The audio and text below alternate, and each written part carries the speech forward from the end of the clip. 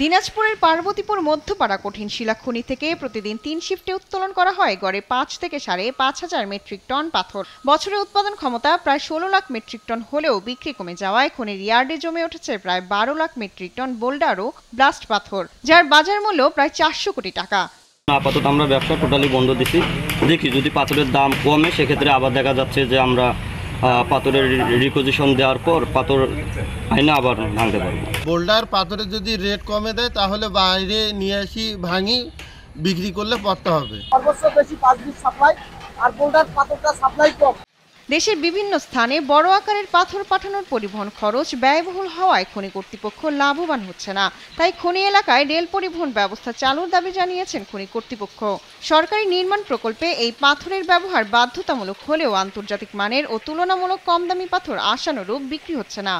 স্থান সংকুলন সমস্যার সমাধান ও লোকসান এড়াতে সরকারি প্রতিষ্ঠানগুলোকে পাথর কেনায় আগ্রহী হওয়ার আহ্বান জানিয়েছে কর্তৃপক্ষ।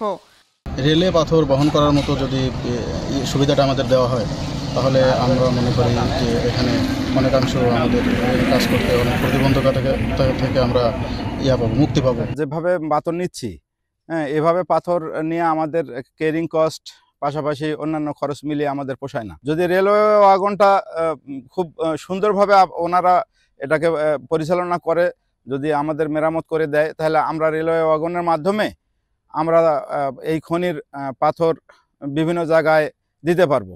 আন্তর্জাতিক মানের হলেও বাজারজাতকরণে ধীরগতির কারণে মধ্যপাড়া খনি বড় চ্যালেঞ্জের মুখে। রেল যোগাযোগ ও সরকারি প্রকল্পে ব্যবহার নিশ্চিত হলে এই সংকট অনেকটাই কমে আসবে বলে দাবি খনি কর্তৃপক্ষের।